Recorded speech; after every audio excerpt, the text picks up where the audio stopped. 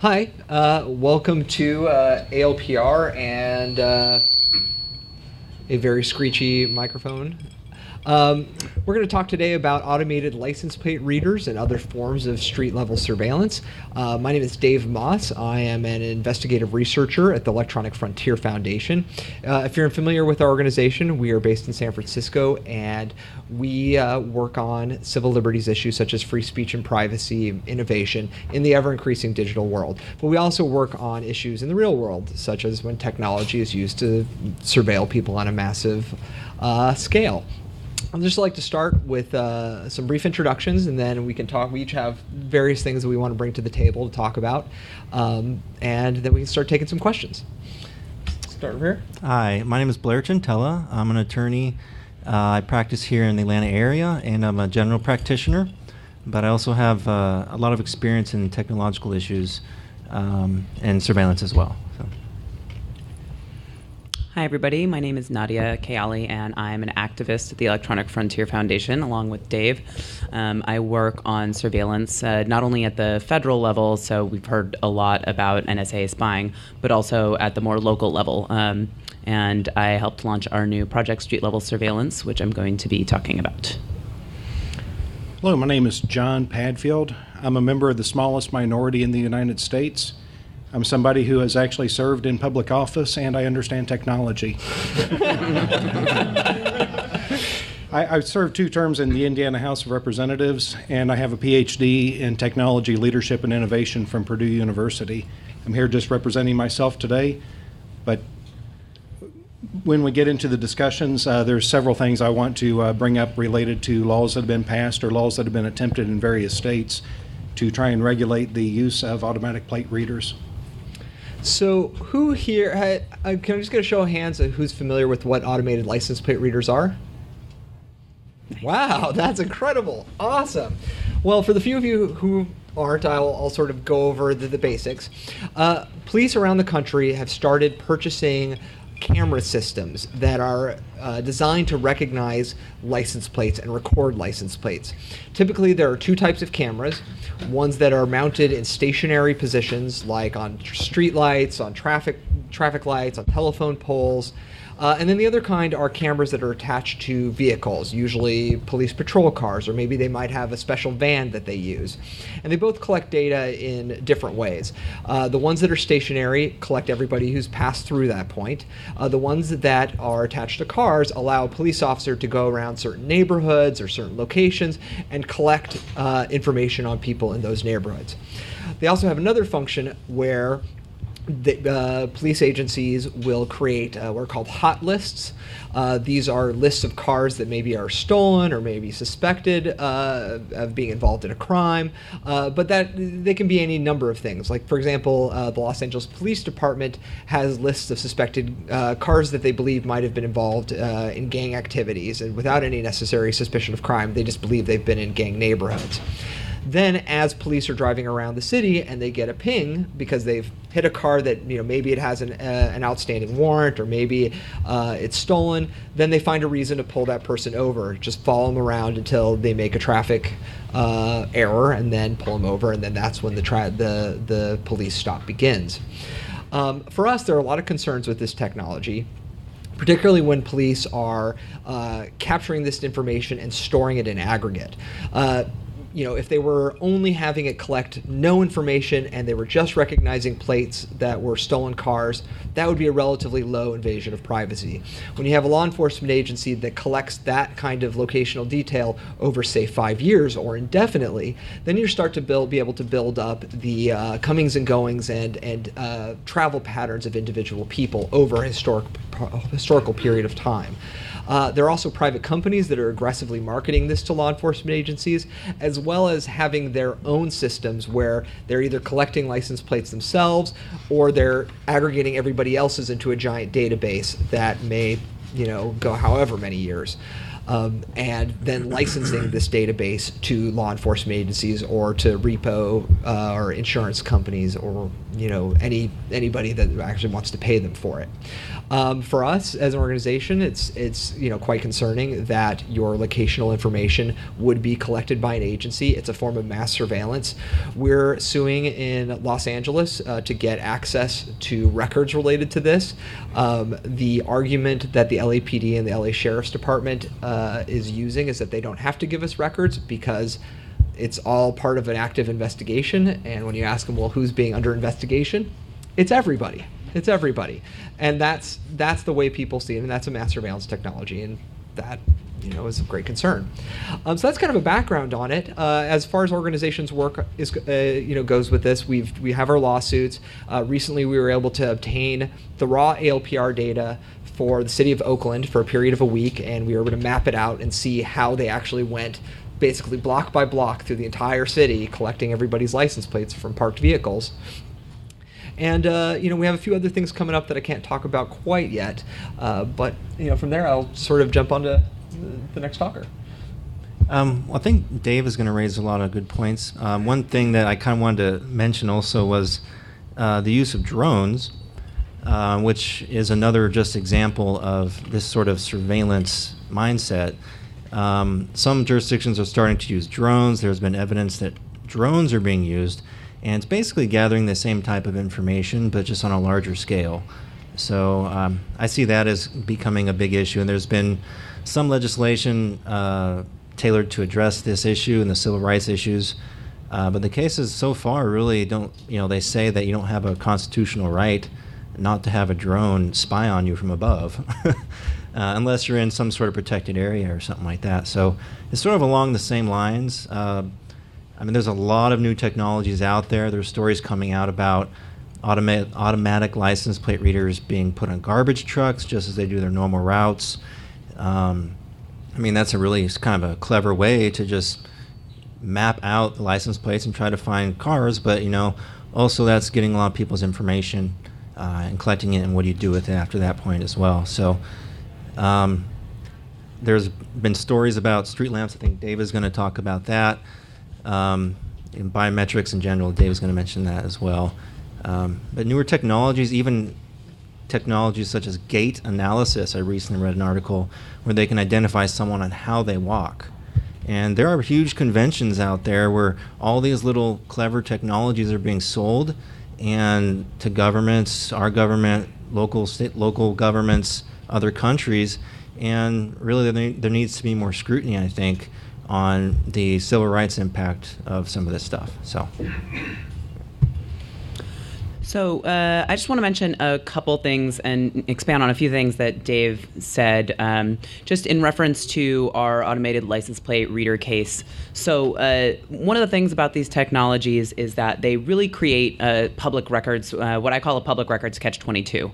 On the one hand, if you can't get the public records, if you and really anybody can get public records and can do a Public Records Act request. You don't have to be a lawyer. Sometimes you have to figure out how to argue to get them when they're denied, but you do not have to be a lawyer.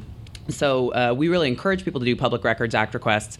So on the one hand, you want to do those because you want to know what the heck's going on. How is your law enforcement agency using these technologies?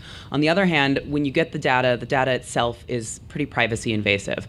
And specifically, so in Oakland, we got, we don't work at the DMV, so we can't look up every license plate number, but we got just these lists. And I think particularly in Oakland, if you look at the map of where automated license plate readers are being used, we made a heat map that showed where they were being used the most. And where they were being used the most are in communities of color, communities that are very rapidly gentrifying. This is, if you know anything about the Bay Area, is something that's happening. Lots of folks are having to move from particular neighborhoods because people with lots of money want to live there. So this is where we saw the greatest concentration of ALPR use. And this is not the only situation in which we have seen these technologies or techniques being used to target people of color, to target people who are politically active, in ways that are very much, we think, very constitutionally concerning.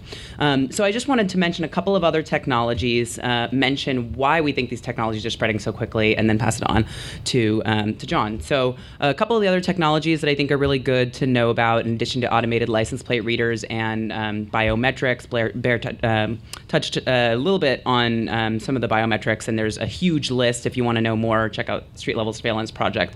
Of course, stingrays have been a lot in the news recently, also known as IMSI catchers. So these are fake cell phone towers that trick your phone into connecting with them and provide locational data on everybody in a pretty wide radius.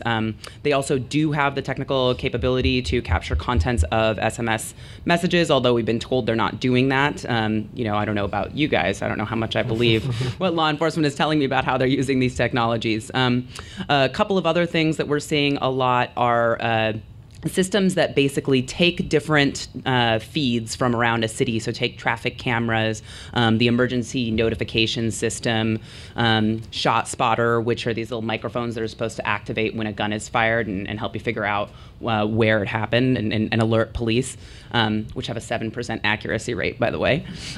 So they take all these different feeds and put them into one easily accessible place. So it makes it much easier for 1 or 2 or 3 people in a police department to monitor what's going on in a whole city. The other thing that we continue to see being used around the country is these fusion centers. So fusion centers are state and local information clearinghouses. They're collaborations between local law enforcement, state law enforcement, and the federal government, and they give people like local law enforcement the ability to access the FBI's eGuardian database. So this is pretty concerning. It is, you sort of think like the NSA is doing this surveillance, local cops doing this surveillance, they're not going to connect the dots. And that's actually very inaccurate. They are going to connect the dots. That is a lot of what law enforcement has been doing in the last couple of years. So I just want to touch briefly on the money. So you may be quite unsurprised to hear that some of these companies are lobbying very, very, very hard to get these technologies adopted. In fact, there is a congressional drone caucus. I kid you not. They're not quiet about it. They have a web page. So obviously lawmakers are being very influenced by drone makers. It is an industry. There is money to be made. How much of it everyday folks are actually seeing is another question. But so there's absolutely lobbying coming from these companies. Vigilant Solutions, which is one of the foremost manufacturers of license plate readers, does lobbying not just at the federal level, but at the state level even. I even was at a city council meeting where they were talking about adopting automated license plate readers, and there was somebody from Vigilant Solutions there, which is bizarre. It's a city council meeting. But there is a lot of money. So there's a lot of money in lobbying, but there's also a lot of money coming from the federal government to state and local law enforcement to purchase these technologies. And what happens is that law enforcement applies for grants, and then they get the grants, and usually they'll be on some sort of consent calendar at a city council meeting, meaning the city council doesn't have a discussion. Suddenly law enforcement, 3 months from now, they have a drone, and people go, well, how did that happen? It happened because city council is not paying attention and because there's lots of free money. So what are people doing about this? That's the question. Well, I'll pick up right there. The pace of technology is vastly outpacing legislative efforts to try and control it. There's a study done just a couple of years ago, and I've been doing some research trying to find out what the current state is on policy related to the use of this technology. The study was done a couple of years ago by the International Chiefs of Police. They were very pro ALRP. Their study was a nationwide study. They contacted 444 randomly selected law enforcement agencies. They asked them, are you using ALRP? And if so, there were some additional questions.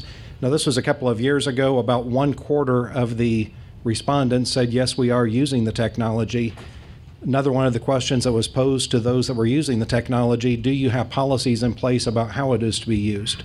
Now, let me just stop right there. We're not talking about state law. We're talking about departmental level policy. Who has access to it? How long are you going to hang on to it? Less than half of the departments using it had a policy in place about who has access, how long is it going to be retained, or anything of that nature.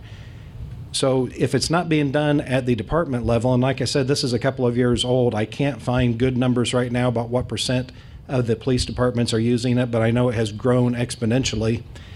I went out and started doing some studies across National Conference of State Legislatures. It varies all over the board.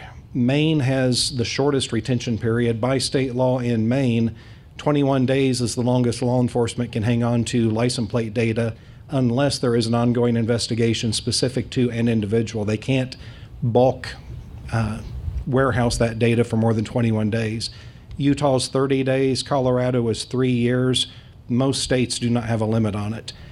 There's been a number of bills introduced this year in the 2015 session.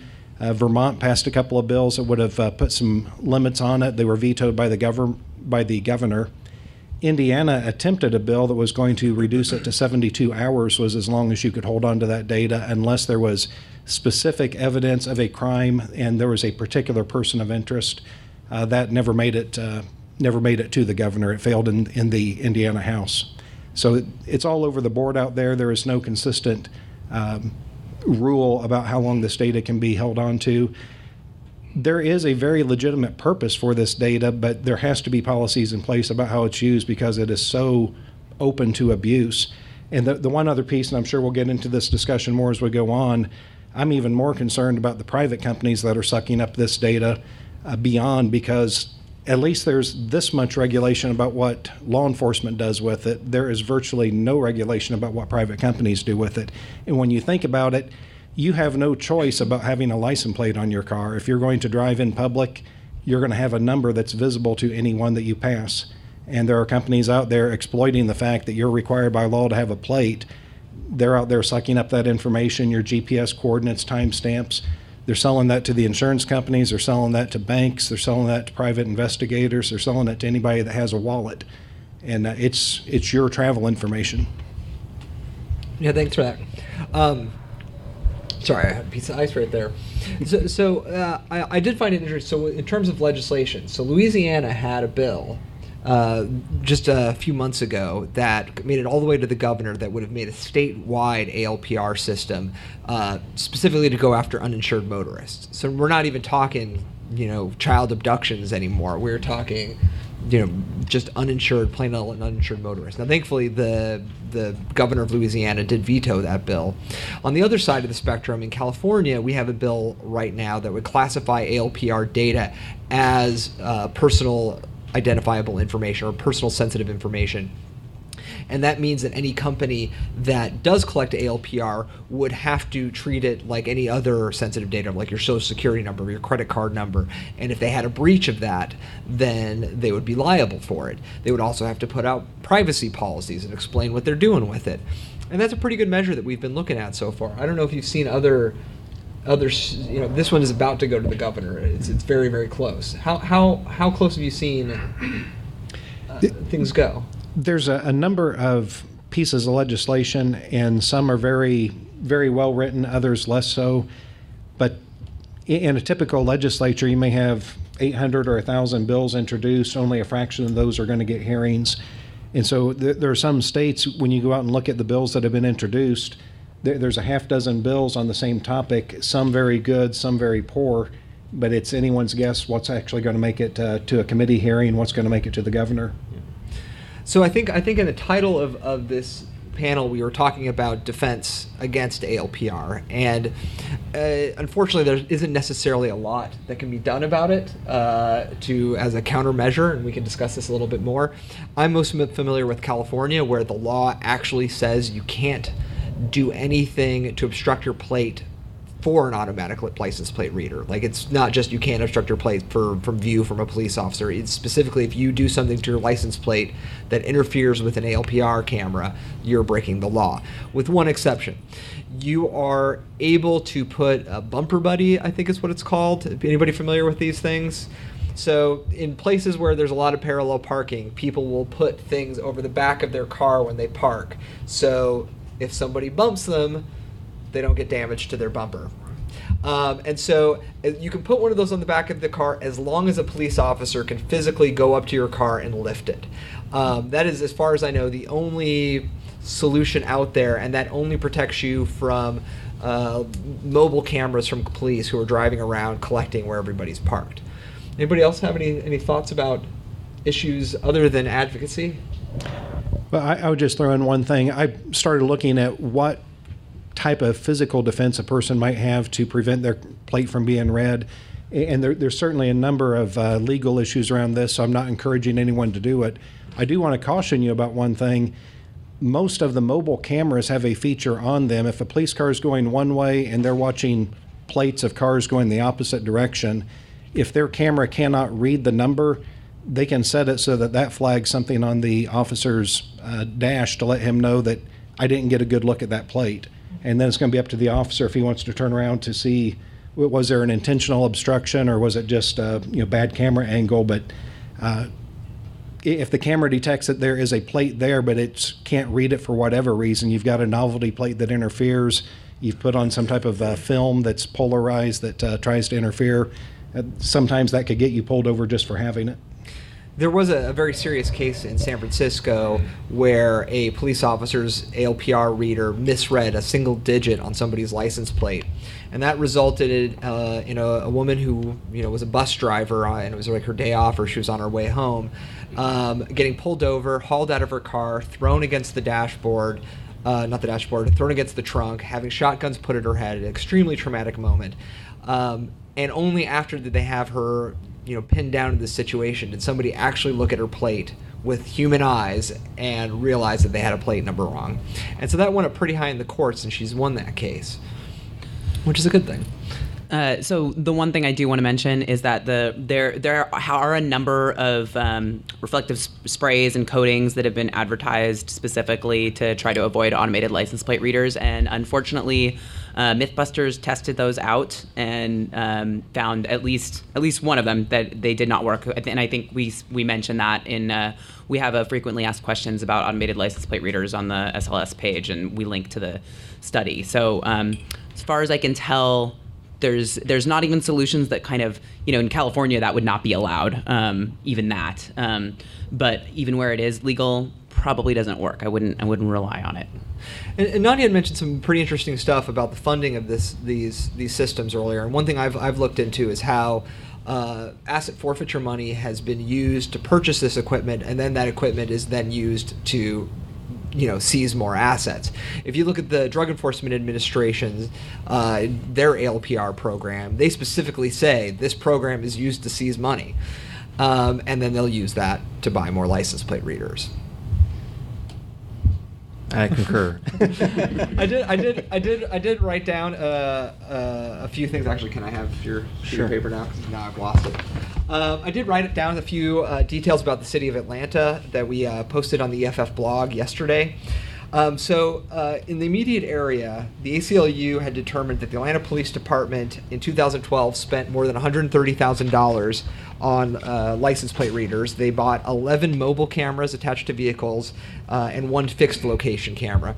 At this point, we don't have updated numbers. I imagine that it's grown substantially since 2012. And these cameras did come from Vigilant Solutions or Vigilant Video, which is one of the most aggressive companies with what they claim to be the largest ALPR database. Gwinnett County also started using ALPRs in 2011. They cost about $20,000 a camera. At the time, they only bought one, but again, that single camera was able to capture 11 million plates in a single year. There's also stingrays, as Nadia had mentioned, used in this region. There was some pretty good reporting about this in Gwinnett County, in which the district attorney had basically said, "Yeah, we don't tell defense attorneys when we use this. We just say there was some sort of cell phone location technology." And currently, EFF is doing a public records campaign across the country to find out how local law enforcement agencies are using mobile biometric technology. These are usually cell phone devices or other devices that you use to capture, say, fingerprints, used for facial recognition, iris scans, tattoo recognition, a whole host of things. So a few places in Georgia have responded to us. Well, let me back up. We're waiting for responses from the Police Department, the Auburn Police Department, the Bibb County Sheriff's Office, and the Lawrenceville Police Department. But the Georgia Bureau of Investigation got back to us telling us that they had no records. And we are planning our nice response to them with a whole bunch of records that we found on the internet that apparently they don't seem to know about, showing how in July 2015 they used their devices 14,000 times. So that's pretty funny. And then on the subject of fusion centers, the Atlanta Fusion Center is one of the hubs for the Hemisphere program. And what the Hemisphere program is, it's a program in which AT&T places people inside the Fusion Center to access AT&T's huge database of phone records, and they're later reimbursed for their staff time by federal funds passed through the local agency. And so Atlanta is where that is, and or at least one of the 3 hubs, and so that seems to be going on around here. If anyone has any questions at any time, just raise your hand. I'm ready to open up for questions. That was my list of agenda items. Exhausted. Yeah, I think we can just...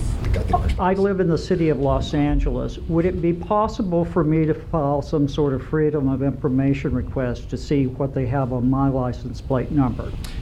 You could file it, and then you could tell us about the rejection letter that you get. Okay. Because people have. And that's where we have our lawsuits. In San Diego, people have. So the most people I've seen people get from LAPD is the number of times that they've been captured. So if you phrase it, and if they come back to you and they say no, just see if you can ask how many times you've been recorded.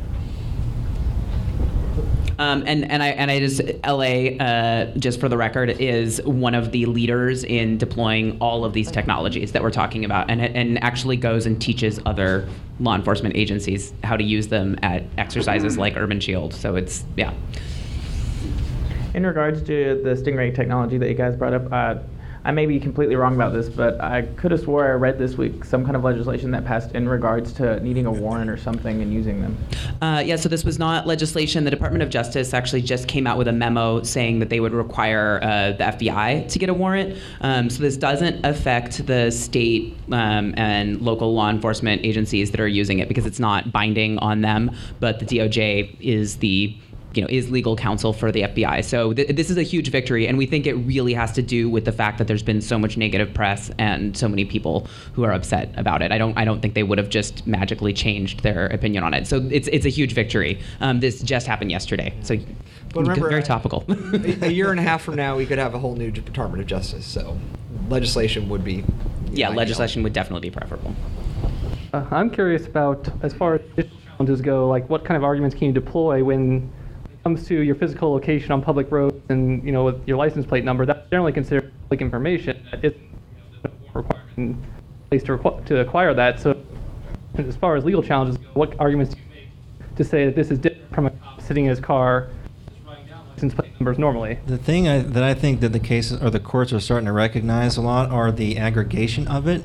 So like one instance of person, John Smith sitting outside an establishment or something, or their car parked there, versus collecting that information over a month that shows their patterns. Every Saturday they do this, what church they go to, what negative establishments they go to, or whatever sort of incriminating information or personal, even just simply personal information.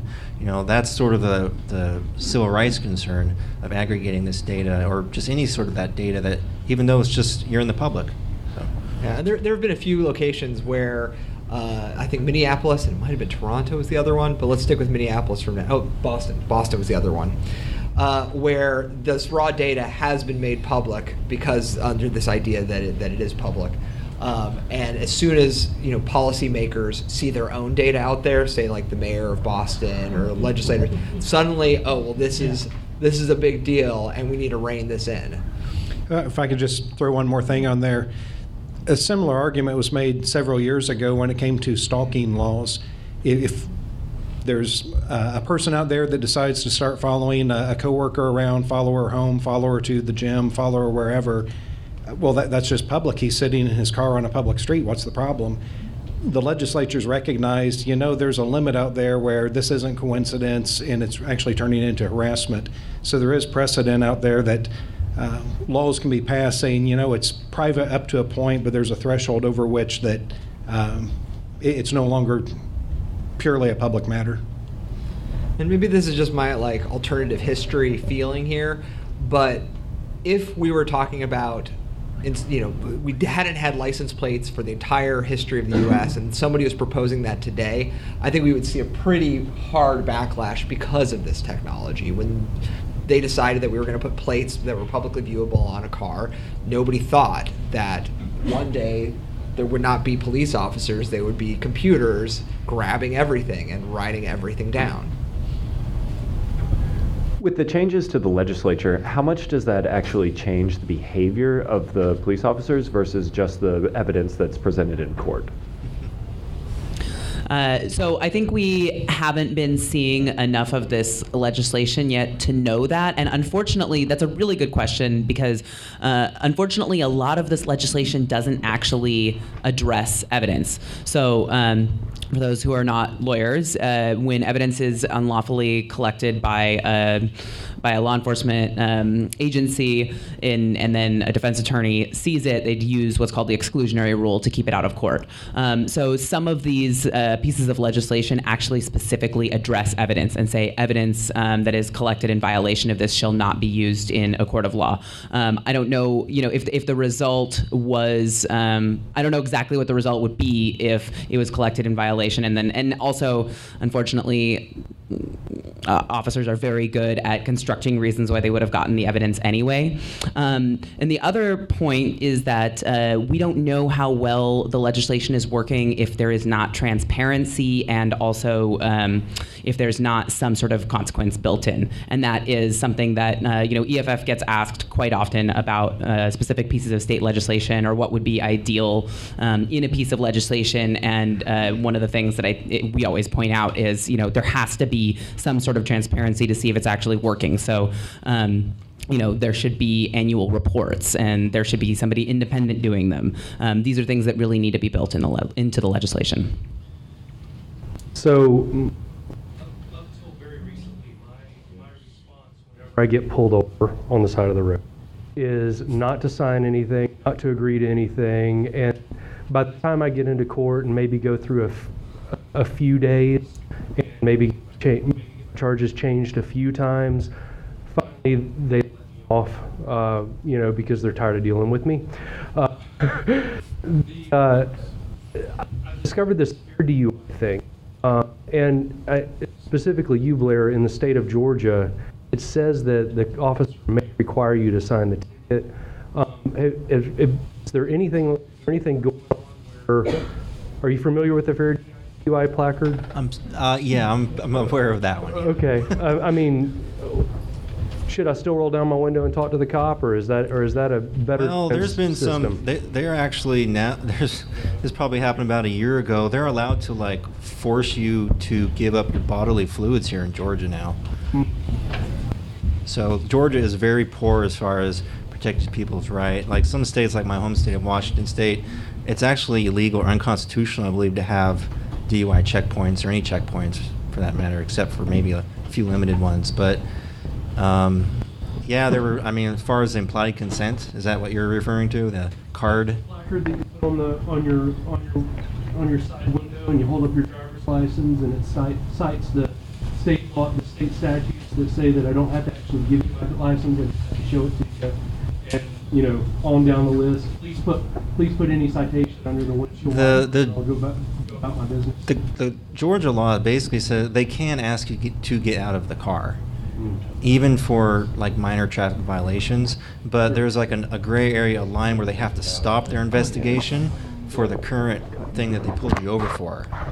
So they can take you out of the car. They could say it's for their own safety, but they have to be actively, basically writing up the ticket. They can't just sit there and then try and get more incriminating evidence. And that's just one of those things that attorneys would have to argue when you go to court. Your Honor, at this juncture, that should be where that line is drawn. But no, I think if you stay in your car and you do that, you would be violating the law, and you'd probably go to jail longer, I guess. There's actually a what to do when you're dealing with the police panel here I don't know, tomorrow afternoon, but I don't know exactly when. So check out the schedule for here. I think, Scott, you're changing the batteries out? Yeah, give it a try. There's a mic right here too. All right, so as far as legislative countermeasures and changing the laws and other things, to stop it on that end, as far as the countermeasures, like, physical things to do to counteract this, now, like for the California, how they have it to where you can't modify your tag, is it as far as modifying the tag, or is it interfering with the reading of the... I mean, you can't do anything that interferes with the reading. So it's Gotcha. whether it's modifying or anything like that. Okay. So yeah, it's just the language is just terrible. Just completely, yeah, I got you. And I do want to say that I think it's really easy to learn about all of this technology and just be like, oh, well, it's 1984. It's too late. There's really nothing I can do. And that's completely understandable.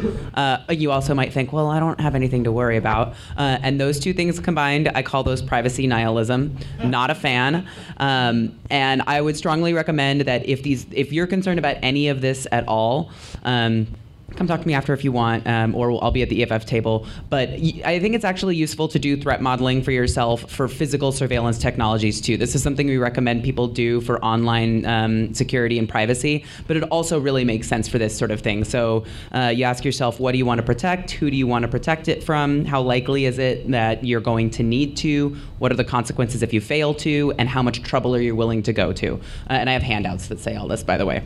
And the reason I say this is that sometimes the trouble that you're willing to go to is I'm going to take the train to this demonstration that I'm going to instead of driving because I know there's going to be your car to somebody else. Or well, and that's actually not a bad thing to do. I mean, if you have a friend who's willing to drive your car around for you and you want to seriously and you want to sort of sully the data, But yeah, so these are just good questions to ask yourself because you need to think for yourself individually. What are you concerned about? And believe me, every single person here has a reason they should be concerned.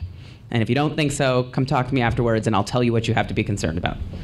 Well, one thing we also see is, police departments are really happy to buy this technology, but they're not necessarily so keen about, sorry, I should move this up, so keen about maintaining it, keeping the software updated, making sure that it is reliable by continually testing it and spending money to upgrade it if necessary.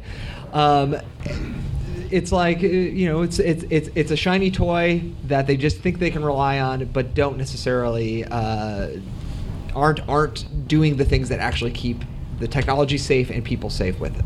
Well, if I could throw another comment on that, put yourself in the shoes of law enforcement. They have been, in some cases, sold a bill of goods by the technology companies.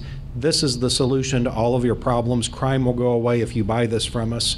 And so it's very easy to see where police could get that idea. It's not cheap up front, and if it's not made real clear that here's the upfront cost and here's the annual maintenance cost and the upgrade cost and everything else, very quickly they can become disillusioned with it. It doesn't excuse it, but it does explain why some agencies are going to purchase this because of all the promises that were made, and then all of a sudden they have technology that very possibly a lot of people haven't even been trained properly on how to use it and keep the information secure. And it's much easier to pass regulations for government ALPR.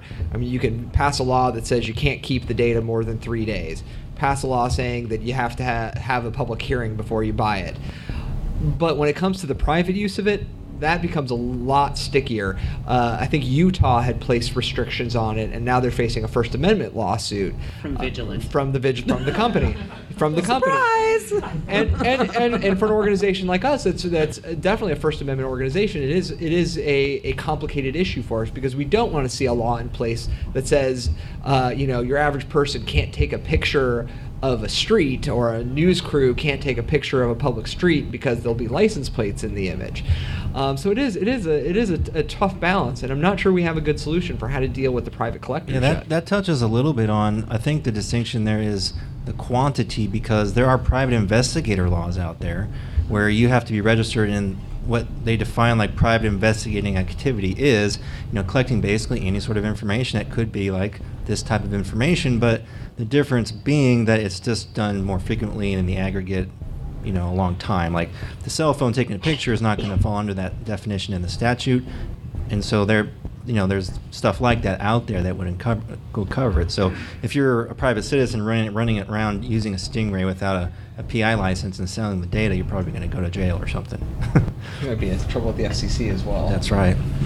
Does someone have the box? There's a question up here.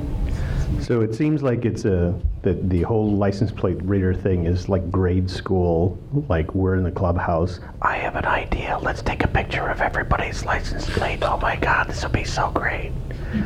That's exactly how it sounded when they were coming up with it. Yeah. So the second and third order effects of that being there are multiple police officers that are no longer on the street actually enforcing laws, doing investigations. You've got technological guys that have to maintain the equipment.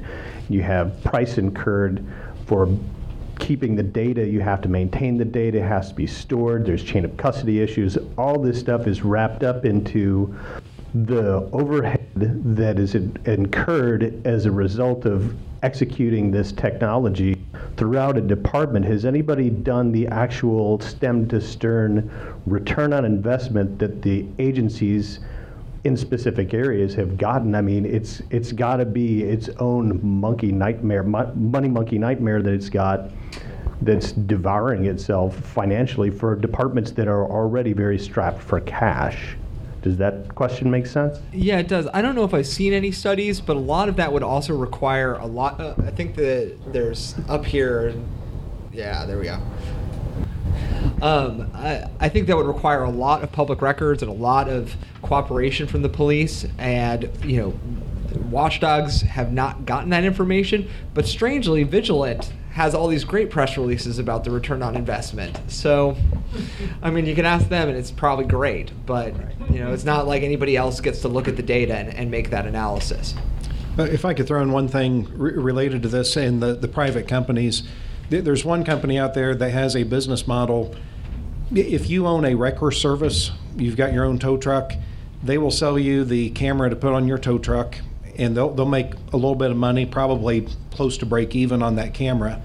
But their business model is you drive around, and as you're driving around wherever you live, your camera is constantly feeding license plate numbers back to the mothership.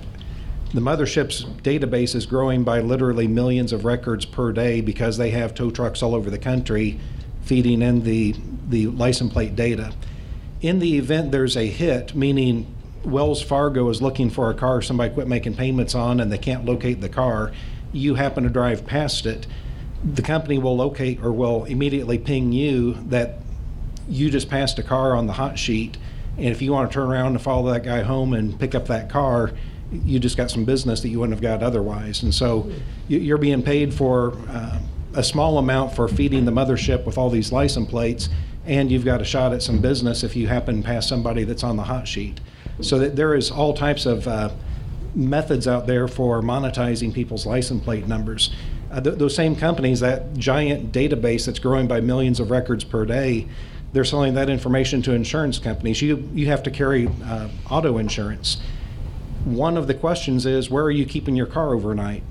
And if you say, well, I live in this small town that has a very low crime rate, and they quote you rates on that, but it turns out you actually live someplace else, or you spend a significant portion of your time in a neighborhood that has a higher crime rate, the insurance company can get those license plate readings and say, hey, you told me you live over here, but 3 times last month your car spent the night at this address. What's up? We're raising your rates. That just reminds me, there's another revenue generator for police. In the city of Tempe, Vigilant Video or Vigilant Solutions gave Tempe a bunch of free cameras with the deal that whenever they had what are called warrant settlements, when somebody gets pinged and they pull over and the person has an outstanding fee, the person can pay right there in the car, swipe their credit card, and Vigilant gets a cut of that credit card payment because they're also providing the card swiping service. Wow.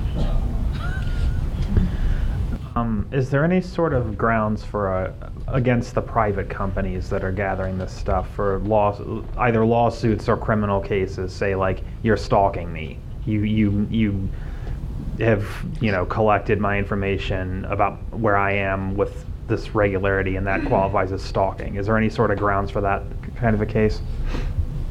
Private investigator law comes to mind for me. That's the only example I can really think of. I would love to handle class action against someone like that, but that's just me. I'm not a lawyer, so I tend to avoid questions like that. Yeah, a lot of constitutional law when it comes to law enforcement is created not through affirmative lawsuits, but through criminal cases. And I think any constitutional decisions we're going to see on these technologies are going to come from cases where defense attorneys are trying to get evidence kept out of court. In some, depending on what kind of information, not for automated license plate readers, but for biometrics, there are actually 2 states that have pretty good laws, and you could sue under those if they mishandled your data, and that is Illinois and Texas. But that's it as far as biometrics go and comprehensive laws. What about if, or rather when, one of these data warehouses gets breached? If there were another attorney from EFF here, they would be able to answer for you. But I can say, sort of as a general proposition, look at what happened with the OPM data breach. There's no, people are still looking for causes of action and having a hard time, and that is incredibly sensitive data that they were affirmatively entrusted with. We have very, very poor laws in place to force companies to take good care of data, and that is its whole own can of worms. It deserves a whole panel. It's pretty ridiculous how careless companies can be with our private data. Yeah, in general, though, whenever you have that amount of data, you run the risk of stuff like that happening. So, there's a typical just ordinary negligence tort action. There's a Computer Fraud and Abuse Act. There's Electronic Communications Privacy Act. There are state laws that vary, depending on the jurisdiction. Privacy Protection Act as Driver Privacy Protection Act, specific to ALRPs. So, there are causes of action out there. I'm not sure how an ALRP information would be misused to cause damage to ultimately recover, but certainly there'd be maybe a class action or something to protect your information from being used. So, unless you're in San Francisco and you happen to have been pulled over by the police and then forced to kneel for 10 minutes with your bad knees. Yeah. She had a cause of action because there was harm, and that's actually another part of the problem. You have to, for most of these, the privacy violation, we believe that it is a true harm, but courts kind of see that as hypothetical most of the time.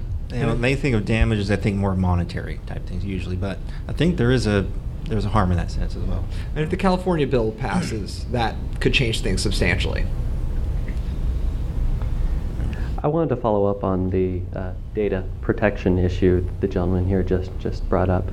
Is that the private companies that are collecting this data, maybe Newstar, for example, is one of them. What are we looking at in the future as far as going beyond the license plate reading? Other biometrics being acquired, aggregated, sold to private companies. Face recognition. Seems like a big concern. That's absolutely already happening. Who do you think has the largest facial recognition database? Facebook. It's actually Facebook. If Google Plus had taken off, it might be Google. But Facebook actually has facial recognition technology that it uses on its platform. So this is definitely a concern. And as I mentioned, when it comes to biometrics, only a couple of states have passed regulations on that. But and then in terms of I think you were maybe touching a little bit more on the aggregation. I'm curious to see in 5 or 6 years how many of these companies continue to be separate companies. One of the biggest automated license plate reader companies was purchased by 3M, and 3M has a whole suite of technology that they provide. So I think that you're touching on a point that is going to become increasingly more of a problem. Yeah, I think you had mentioned gate detection. Something else we've seen is automatic vehicle occupancy detection, and right now that's a technology designed with the mild purpose of making sure people aren't breaking the rules on the HOV lane. It's just designed to detect a vehicle. Is there more than one person in the vehicle? But once you add, facial recognition to that technology, then you have something that can capture everybody's faces as you're, traveling, walking around, driving around, anything like that.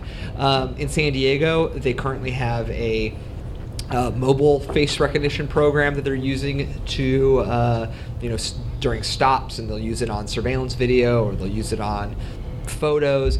But in their plans, they've clearly stated that the next step would be installing facial recognition cameras on public buses and in public buildings. Who here has seen the movie Minority Report? Okay.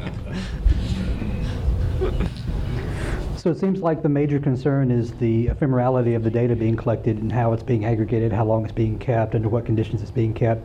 But what would you say to, like, you've got a hot sheet, or you've got a wanted list, or you've got an Amber Alert trying to, rescue a kidnapped child? What would be your opinion on using these cameras to do just an instantaneous query and then throw the data away? I'm less concerned about that. I don't want to talk about the position of my entire organization about that, because that's something that is still hypothetical, because we haven't found many places that do that kind of collection. But it also depends on how they're compiling those hot lists. Are they just driving around a neighborhood and just grabbing people's things and calling it a hot list, or are actually these lists of stolen vehicles and vehicles that are suspected, legitimately suspected of being involved in a crime, not just they were in the, one of 200 cars in a neighborhood where a crime once happened 6 months ago. My position on that, and I think that it's okay to use these ALRPs, but I don't see a need to retain the data. I mean, what's the point? You're driving along as in a police cruiser, and you're scanning, and you get a hit. There you have the information. If there's no hit, why do you need to hold the data and store it in a database for 30 days? I mean, that's just invasive in my opinion, but that's my opinion. If you look at the Indiana bill that was introduced in 2015, it put a 72-hour limit on how long the data could be retained. Again, I'm speaking only for myself. I have no problem with an instantaneous check. When it comes to how long are you going to allow someone to store that data, that's where the real rub comes. The idea behind 72 hours was, if there's been a child abduction, if there's been something else, and you know where that car was immediately before the event occurred, that could be a valuable clue. But when it comes to Colorado allowing 3 years, many states allowing infinity, does it really do you any good to know where that car was 6 years ago? That's pretty worthless data after a while. The data has a very short shelf life for legitimate investigations. And so 72 hours that was proposed in Indiana, to me, I thought that was probably a rational limit. The bill did go through a couple of amendments. The law enforcement in Indiana was lobbying to get it extended. They offered a compromise up to 30 days, but it ultimately died in the end without being passed at all. Just one other thought. The reason that bill was introduced in the first place was there was discussion in Indiana among law enforcement about going out to gun shows and just sucking up all the license plate numbers of people at gun shows, because you never know when you might need that. And one of the legislators decided that it's time to put something on the books to prevent that from happening. So the actual introduction of that bill in Indiana was in response to talk about going out and just vacuuming up information from gun shows. Wow. Yeah, and we've seen ALPRs be put outside of the county fair to capture everybody coming in and looking out for those outstanding warrants and unpaid parking tickets. Have fun. Yeah. Where's the orange box? There it is.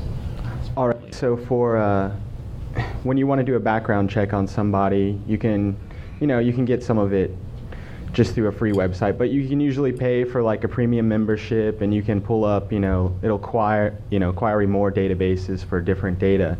Is there any future for, now I guess some places have to throw away their data after 72 hours, but as far as other, where data's out there, if you can obtain it, do you think it would ever, be a future with something like, being able to pay a membership and then you can just view where the police are at on the, As soon as Vigilant runs out of police departments to sell this to, I imagine that's what's going to happen next. Okay. They're going to start opening up. Now, I think that they would be probably pretty sensitive to police vehicle data. I think, especially in California and probably elsewhere, privacy of peace officers and judges tend to get a extraordinary level of protections above everyone else. Whether that's hiding where they're making their housing purchase records disappear from the county recorder's office, or any number of things. So I would expect that maybe there would be some rogue ALPR company that's like, yeah, let's find out where all the cops are, but I don't think Vigilant is going to do that. Well, I tell everyone technology is inherently neutral. There is no good technology or bad technology. It's like a firearm, a hammer, or anything else. It's a tool, and it depends on whose hand is that tool in, whether it's going to be used for good or for bad. I had a conversation with a police chief in Indiana. This has been about 2 years ago. A police chief in Indiana who was talking about a better version of Google Glass. It was for law enforcement only, sunglasses with a camera built in, and he said, boy, we are right on the brink of an officer being able to walk up to a stopped car, look at the driver, and instantly have a display in his sunglasses saying who that person is. And he was going on about how great that technology is going to be, and I said, that's fine. What are you going to do when one of your undercover agents goes walking into a crack house and the guy's wearing the glasses that says undercover cop? Exactly. I have a question about private use of ALPR, and I was just wondering if there were any acceptable uses, and I had an example. So I go through McDonald's drive-through, and they start pre-preparing the food based on my preferences.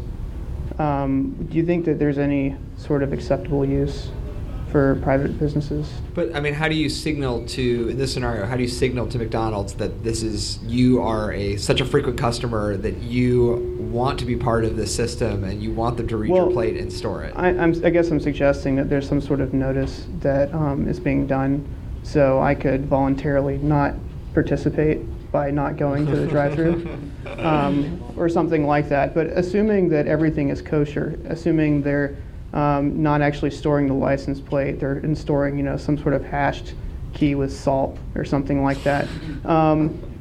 Do you think that there's any sort of acceptable use like something like that? I'm not one to opine on McDonald's marketing techniques. Well, I mean, I'm curious why a license plate reader instead of you could just text them your order. I mean, not that I probably wouldn't do that either. My own privacy concerns there, but I think that there is definitely an impetus to sort of jump at these technologies and think like, oh, they could do all these amazing things, but sometimes and I guess texting an order to a company actually would be old-fashioned in some ways. But are there any good uses that we don't have less privacy invasive technologies? Not that I can think of off the top of my head. And if it's a person's or a company's private property, not like a public piece of property, then they can condition your entry onto the property, saying you have to be under our surveillance. I mean, they don't have to. It's not like they're walking down the public street and they have to comply with the normal criminal laws or something. So they could post a sign, and then everybody who goes on our property would choose either eat McDonald's and be surveilled, or don't eat McDonald's, which you shouldn't anyways. So I'm just saying. I could see a private parking garage that's unmanned using this. I'm not advocating for this. I'm just saying I could see this as a use that is less objectionable if they're using, it's an unmanned system. You come in and then you leave, and they're just using that to make sure that the car that comes in is the car that leaves, or that they have some sort of record of it. Now, there would be no reason whatsoever for them to keep that information any longer than they exactly need to, which would probably be, I don't know, a day, just in case somebody complains that their car was stolen, and then they know at what time that happened. But the private uses on private property, I mean, I'm mainly concerned with the use of this stuff on public roadways. Less so than, if I have it in my garage and I want to know, who's parking in my garage when I'm not home. I would concur with that.